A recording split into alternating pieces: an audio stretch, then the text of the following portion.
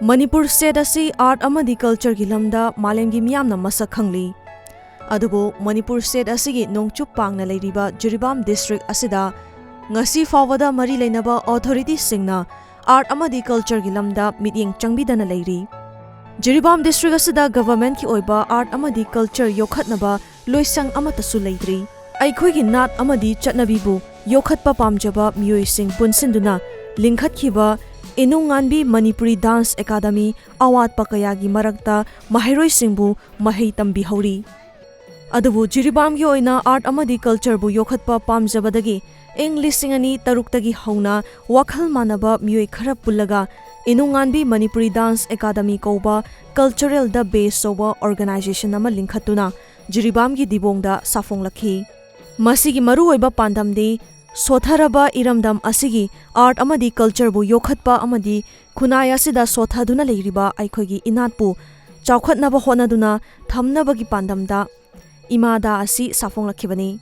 Adubu ngasidi academy asina mahiroi kaya puthokpa ngamlabasu awatpagi awatpatana pikthana lehauri. Institute asigi mahiroi kaya competition amadi cultural gi oiba event kaya da saruk yabada natana mana kaya su lawrakhrai. Asigumba inat yokkhatnaba honazariba asida miyam mari leinaba authority amadi government ki mityeng yaudanati chawkhatpa amadi yokkhatpa kaidonungda ngamloi.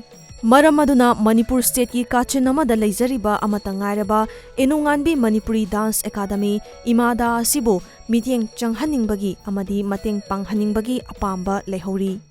Manipuri culture sibu masak tako konabada mateng pangnaba gachabani asigumba institution asidagi nang kaya Bharatki hum kaya chatna bagi institution asina bagi culture si masak tanong konabada tang sama logre asigumba ba thongdang asi jam tung koina hingna ba khona matamda praja gi niyam gi amati sarkar gi chaw mateng sangi haina lojai asigumba institution si hingna ba khona matamda Manipur sarkarna mateng pangna lamdam somda Manipur di kachin daleraba pagma tai daleraba masba gachariba sumna institution ase mateng bibiraga sumna naat kanda dang loriba institution view haiba pamjaba.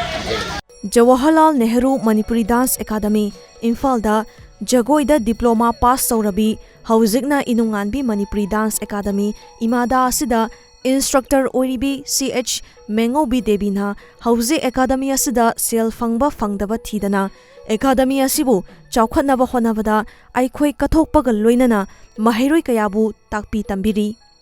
Instruments suna leitaba yauna awatpa kaya leiriba si Manipur government na mityeng changbiragadi hena fagani haiki. Hojik Eikhoigi instruments fazana suna leitri awatpa kaya ama leiri asiguma mayam asi koi Manipur government na fazana mityeng changbiragadi khara hena fagani haina koina haijani.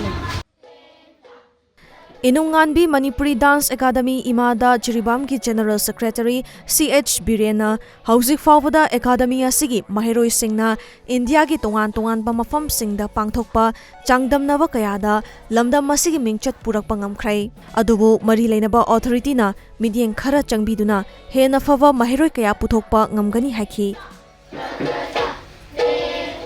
Manipur sarkar gi amasung Ministry of Culture gi miyeng makhada Yang di karena basing si PB lagi terkau basing si health topi lagi hari pe akademi si Jiribam da bagi mapung phaba amasung kena si atang tuina hing mengong bedra amasung ren to bengong bedra haba pakol thamjari culture department hajening badi hari ba Imphal lagi kilometer chani ga kunga lam le mafam masida leiriba asigumba cultural institution asi sarkar miyeng changsan biraga miyeng jimbiraga mat kogi hinganbiu amasung mapung phaba adugumba cultural institute ma ohen view haiba phom se ina sarkar ge amasung concern authorities singda hajari.